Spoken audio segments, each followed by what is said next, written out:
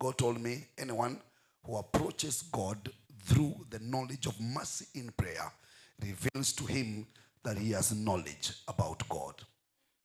I said, and I want to repeat again, a good prayer must consist the understanding of the mercies of God. A good prayer must consist the understanding of the mercies of God. I've said, and very, very important, let me repeat the statement again. God spoke to me and said, all prayers that approach God through the knowledge of mercies may reveal to God that the one who is praying knows God. So knowing mercy is a great understanding. God calls knowing mercy as knowing God. This morning, I want to insist on that point. Follow me keenly. The riches of any prayer is grounded in the understanding of God. And according to God, when you understand the mercies of God, you are rich in knowledge. You are rich in your prayer. So to say, it's vital for a believer when praying to approach God in the understanding of mercy. This is because what you are asking from God, you're only given by God being merciful. It's not your right. It's not your right. God runs the church, runs his church through grace and mercies. Let's go to Hebrews 4:16. And I wish you follow me keenly, because most of us, we really pray. And sometimes we are not able to see the outcomes of our prayer. Sisi huomba sana, but most of the time, we don't see the outcome of our prayer. Prayer has what we call richness. Prayer has what we call richness. A rich prayer. A great prayer. A great prayer.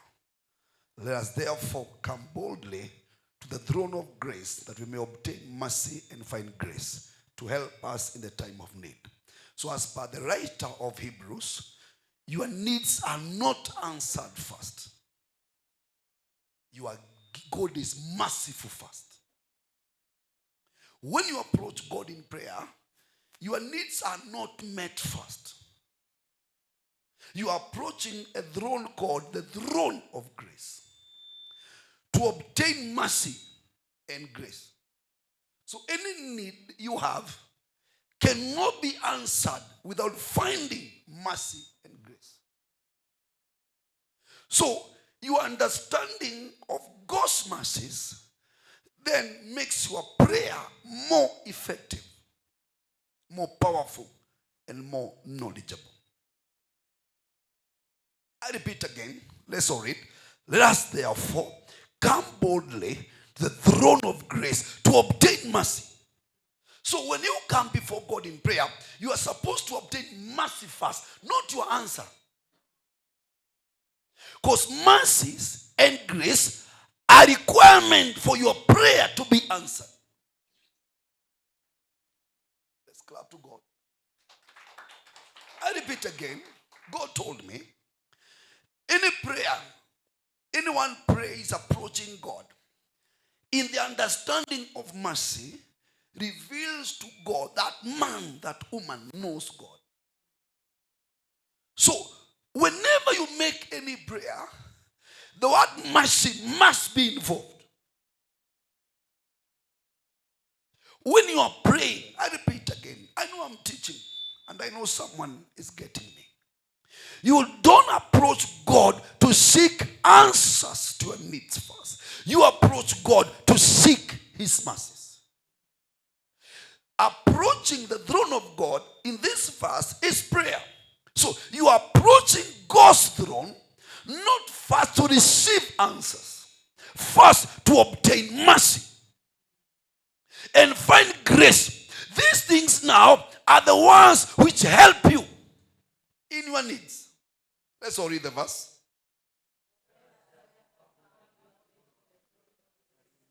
So mercy and grace will help you in your need. So anyone praying without understanding mercies, things he can receive by force, by persuading God or murmuring to God. Look at our prayer. We even sometimes, we even harsh to God. If you don't give me, if you don't do this, you have been silent. You've not been doing. No. You are seeking him to find mercy. And that's why anyone prayed for that word mercy was heard by God immediately. Because this man knows I'm not approaching God to force him. He gives me if he wills. That's why, as a believer, when you understand mercies, whatever God gives you, you'll be happy. You won't compare with anyone. You won't murmur and complain. Because maybe at this day, you've not found mercy.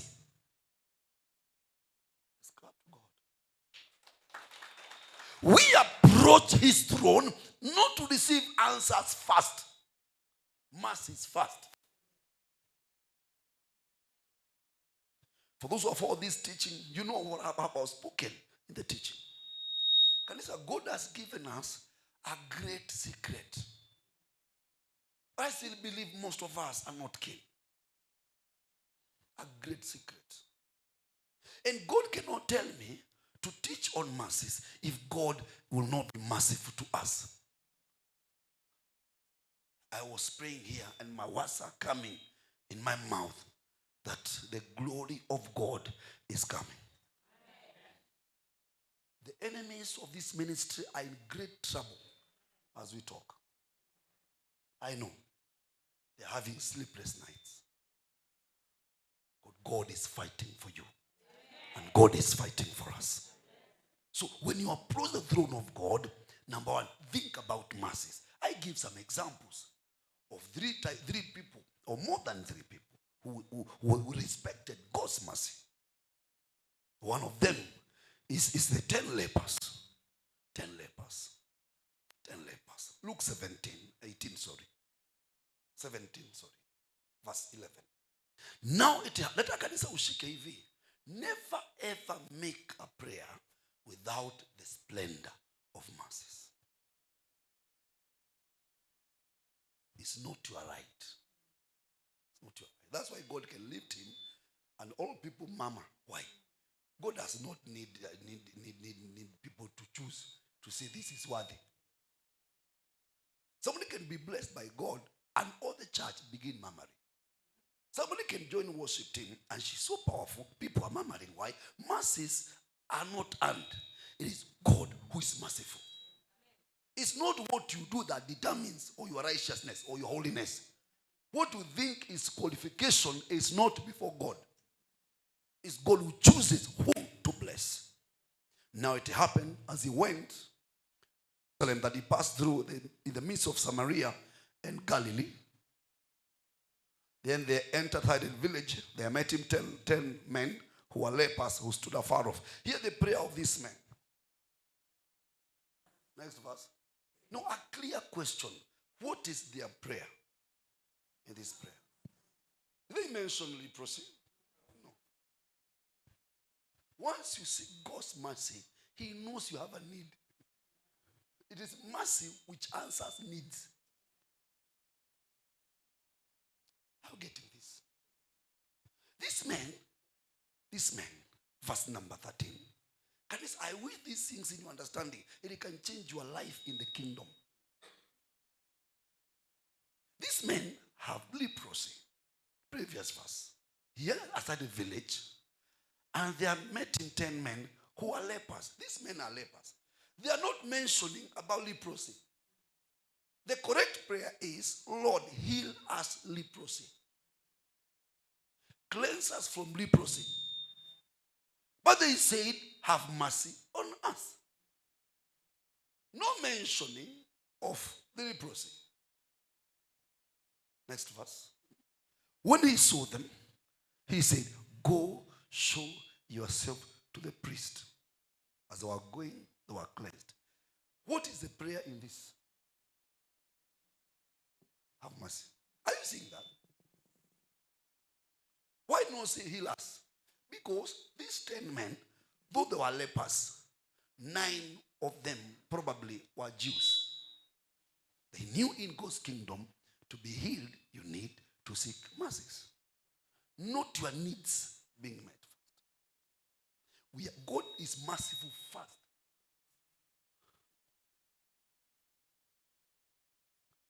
Let us approach boldly the throne of grace, that we may obtain mercy and grace to help us in the time of need. Hebrews 4:16. These men knew the revelation on mercies. But Timai, Mark 10, 46, 47, 48. I want this to sing kwamba, what you need first is not your answers, it's mercy. Mercy is what allows God to bless you. And every prayer that is made by the understanding of the mercies of God is a prayer of a man who has knowledge about God. God told me, if you want to know me, know mercies. You know creation, how creation looks like, the sun, the moon, the earth, reveals his power, his ability. But mercy reveals his nature. And nature is more powerful than the power. The power of God comes from the nature he has. It is mercy that makes God not to misuse his power. It is mercy that makes the love of God to be a good love. Let's clap to God. The Bible says, now they came to Jericho. As he went out of Jericho with his disciples, and a great multitude, blind Bartimaeus, the son of Timaeus, sat by the road begging. This is a beggar. A beggar. The others were lepers. A beggar. This is a beggar. Maybe you have never seen, but he knows mercies. Let's clap to God. P.S. McCoff. That's why. We have another pastor. Actually, one of the pastors here. And I thought we were driving, we were aware with him. And he said something that is very, God spoke to him. He said something very powerful. He told him it is better to be a cripple in the body than to be a cripple in the mind. A cripple in the mind is the worst cripple. He said, even in supermarkets, they have slots for parking for crippled men who don't have some hands. The worst thing in life is to live without accessing knowledge, without a need for knowledge, without a desire for knowledge. This is knowledge. And God says, any prayer made to him through understanding of mercy reveals to God that man knows God. This man is a blind man. Imagine a blind man. But blindness does not hinder knowledge.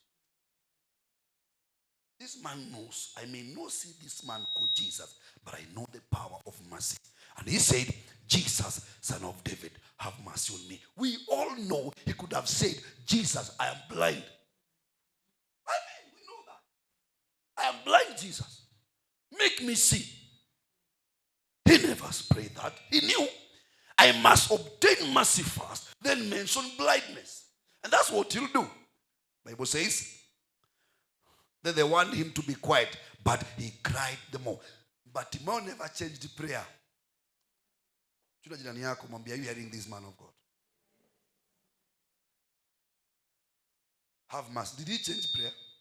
He said, all the more, son of David. So, but Timon repeated this prayer several times. Son of David, have mercy on me. Son of David. Until now, Christ becomes merciful. You need to receive mercy before receiving answers. I repeat again. You need to receive mercy before receiving answers. Then what will happen? Jesus stood still and commanded him to be called. They called the blind man saying, be of good cheer. He's calling you. He cried for mercy. Now God is merciful. Now God has become merciful. Now Bartimaeus is coming now. And God will ask him now, because you need to be merciful. What do you need to be done? Read from next verse. And throwing aside his garment, he rose and came to Jesus and said to him, what do you want me to do for you? Christ knows when you cry for mercies, you have a need.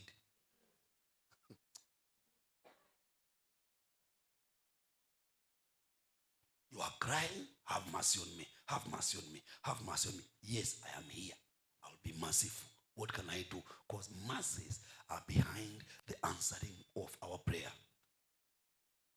If you go before God with pride, you will suffer. Because you fasted 40 days, and you're a prayer warrior, and you are a great giver, you think those credentials of giving and fasting will make you rich. No. One man did that. I mean, this man knew mercies are given first before God blesses you. What can I do for you? And he said, Rabbi, that I may receive my sight. So today I'm seeking mercies to see.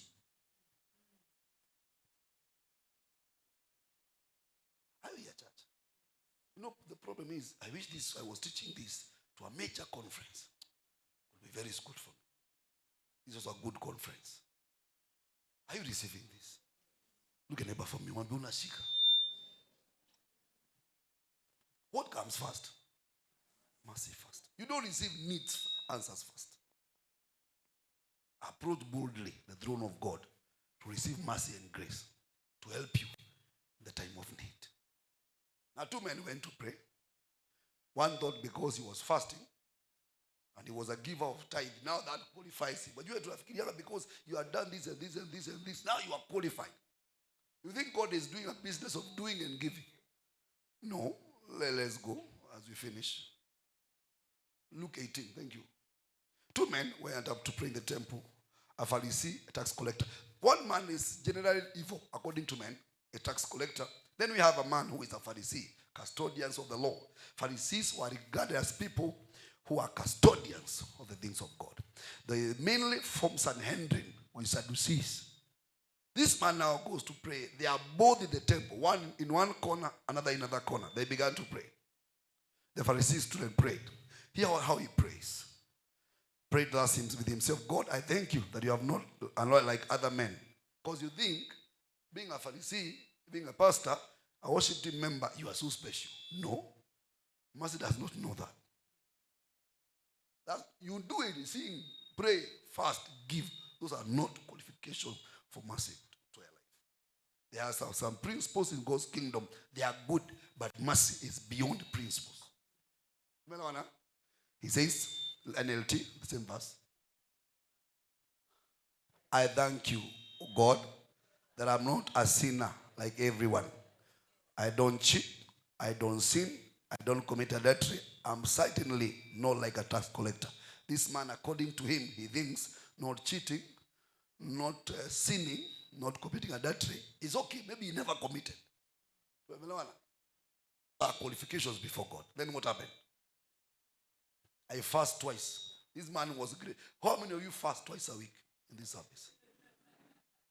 Pharisees fasted twice a week.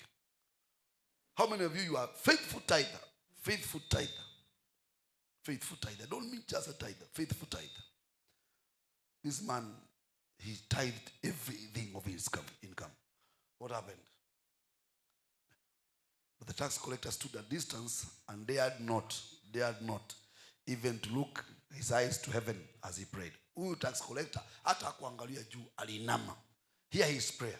Instead, he beat his chest in sorrow, saying, oh God, be merciful to me for a sinner. A prayer of mercy. Hear what answer will come. I tell you that this sinner, not the Pharisee, returned home justified by God. We all know this man said, I'm a sinner. He's justified. This tax collector went home unjustified. Let's clap to God. Any question? Any question?